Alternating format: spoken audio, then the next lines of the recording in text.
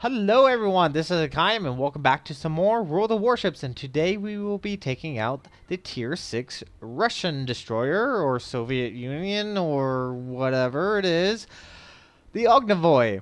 And this is a kind of fun little destroyer. It is definitely an upgrade from the Nevny.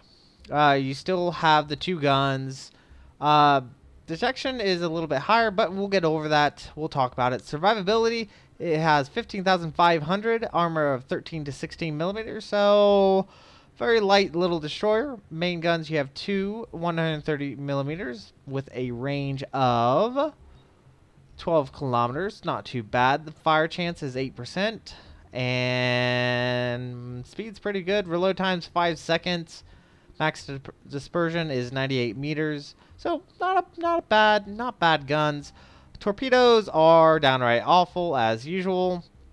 I've yet to see. I don't even think the Soviet or Russian or what have you destroyers get any better torpedoes. They're all 4 kilometers. So yeah, kind of lousy. Do pretty good damage, 14,400, but you have to be within that 4-kilometer range, and you won't use them very often. AA defense is alright. Once again, you really don't want to use your AA defense unless you really need to. You have 12.7 of the dish K. You have 670K of the 37 millimeters and one 76 millimeters, which is this little gun back here. 39K, so I guess they're not bad. 3.5. So around 3 kilometers. So yeah, it's kind of bad. Max speed is 37 knots. I think she can get a little over the 40 knot if you have. So it'll get a little over 40 knots if you have that boost going on, and plus that flag. So she's a fast little destroyer, not too bad. Turning circle radius is 610 meters. Rotor shift time is 3.8 seconds, so pretty nice. Concealment is 7.5, so generally you will be seen fairly quickly, especially if you're going up against Japanese destroyers, which have like a 6-kilometer detection range for the Minikaze and the Mutsuki. So yeah, that's, I mean, the one bad thing, but the U.S. destroyers, I think they have very similar to what concealment you have.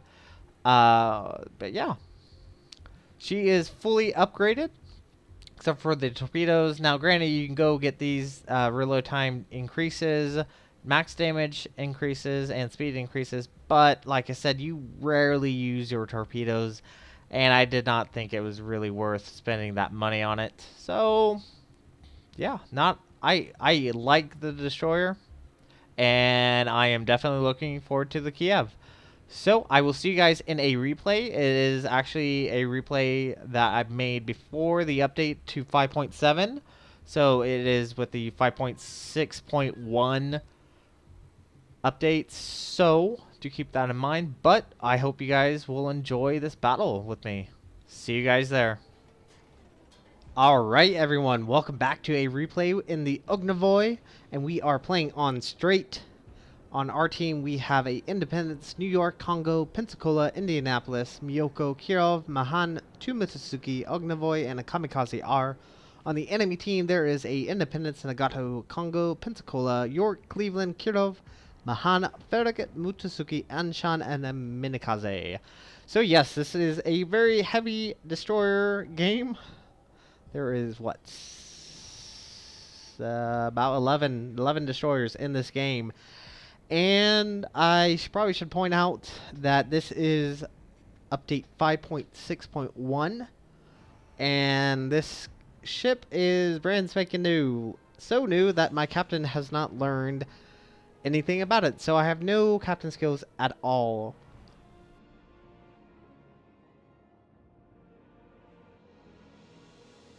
So that means I have no idea if I'm detected. And this destroyer, it's so different from the Minikaze. The Minikaze has a detection range of 6 kilometers. The Ognevoi has a detection range of 7.5. So yes, slightly different. A little bit more, I wouldn't want to say tactical, but you really have to be aware of your situation, especially when you're up against Japanese destroyers who have a much smaller detection range than you do. And also, since my captain is not familiar with this ship, I also don't have the increased turret speed, which is very needed for Russian destroyers. Their guns turn a little bit slow. They're not as fast as American destroyers by far, but they still pack a punch. And the Ognevoi has 2 turrets, 2 guns each, with I think it's like 100 and some 100 millimeters or so. It's like 127, I think. I might be wrong. Forgive me if I'm wrong. So right now, our team has decided to group up at our base and protect it, because with all these destroyers, it could easily get behind us and either try to cap us or cause surprises, very nasty prizes, and we don't want that. And it looks like the enemy team is doing the same. I'm being a little bit aggressive, and at this point I see that there's a enemy destroyer in the middle straight, and it's the Anshan. Is it the... I'm trying to remember if it's the Chinese destroyer. I'm so bad. I'm so bad with these destroyers. I'll pop up what destroyer it is. I think it's the Chinese destroyer. Correct me if I'm wrong. So, he is definitely in range. I do let loose my salvo. Hopefully we can do some damage against him.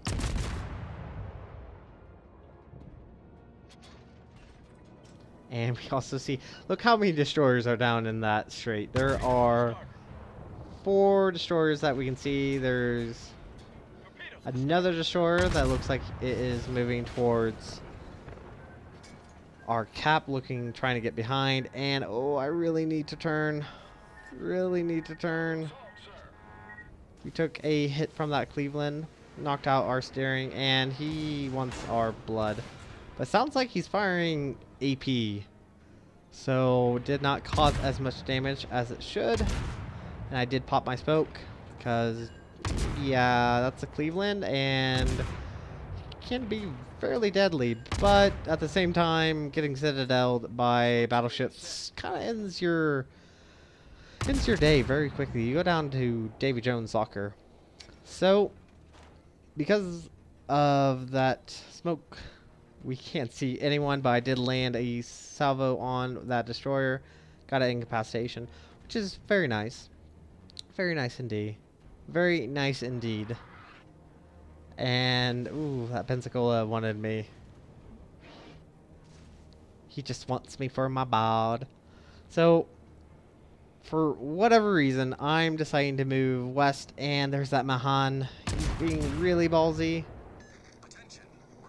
Being super ballsy, and we get a decent hit on him. Can we get more? Yeah, he's not going to last very long. His engine is out, and there are a couple of cruisers, and I'm firing at him. Getting decent hit, and he is gone. Good riddance.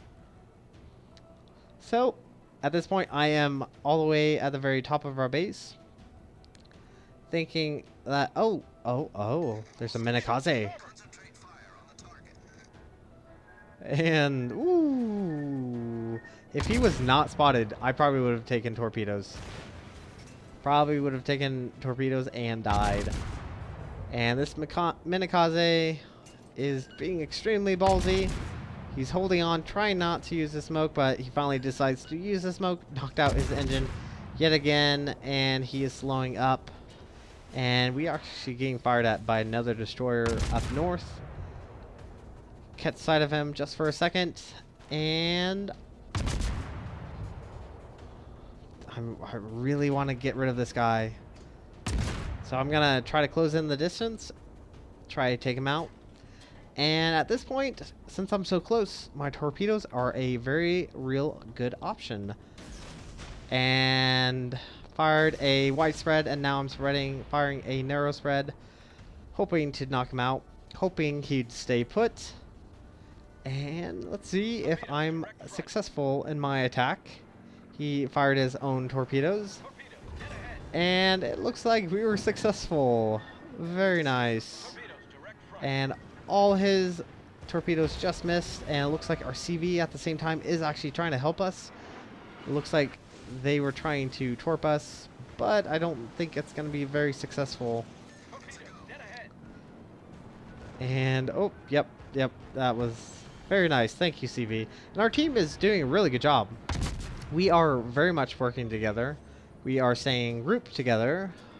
And the enemy team is just extending a little bit too quickly. That they're just dying left and right. We've already knocked off 5 of their ships versus our 1 ship. And now the Pensacola and the enemy destroyer, I forget which one it was. I think it was the Farragut. Are definitely... I'd say they're definitely overextending by far. Now the Pensacola is kind of a threat to us. His guns are a very slow reload rate. But he can still do very good damage, and especially since we're about half health. So we're still firing on this Pensacola, even though we've lost sight of him. Try and get some chip damage in, try to maybe set a fire. That's always very helpful. And especially taking out this Farragut would be super nice. Can we get lucky and kill him? I just now saw his name, Fighting Sheep. That's very interesting. So the Pensacola is within torpedo range. I wanna torp you. Can I torp you? Because the Ognevoi has decent torpedoes. Not bad torpedoes.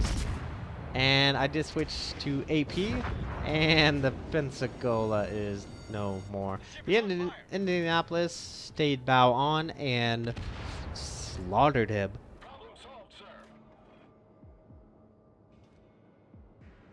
And the Farragut has pretty much decided it's time to leave. Left his ally to die, which is fine by me.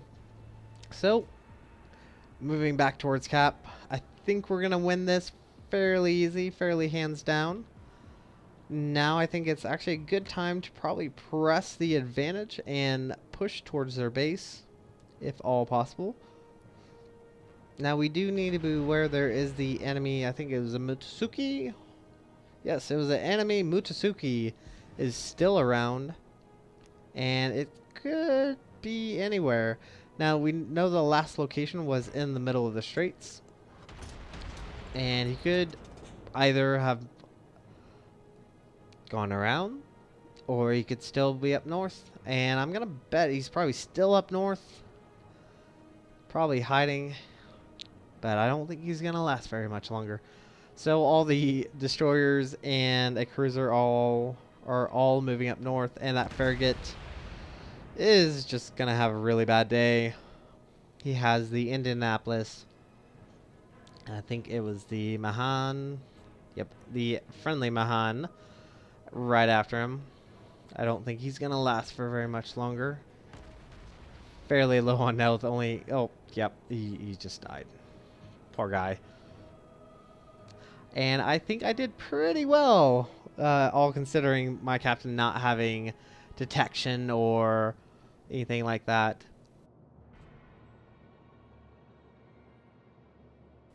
And I'm quite satisfied with the Ognevoi. It is, I would say it's a improvement over the Nevny as far as the guns are concerned. Torpedoes are about the same.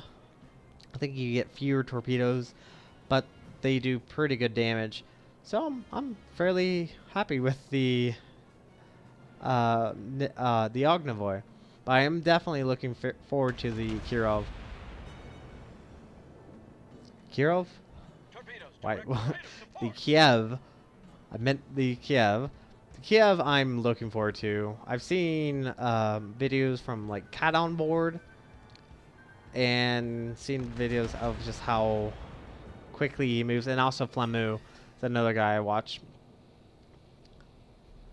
And I'm just looking forward to having the Kiev. Can't wait to get there. But the Ognevoi, not a bad ship.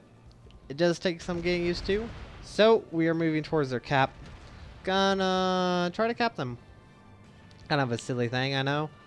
But it also prevents them from getting more points, and we don't want that. Even though we are winning by over 640 points, so that's not a bad thing, I guess. So I do open up on this York. One salvo lands, did no damage. He's too low on his armor, and since we're firing high explosive, just decides to do no damage. But now we're getting in the sweet spot, hitting the superstructure of the ship, causing decent damage. We did get a fire, did light him up, did use his damage control, knocked off his torpedoes, and this is where the Russian ships are just so much fun. It's just this constant fire, constant barrage, and I really don't think he likes me shooting at him. And this Nagato is now looking at us. Hi.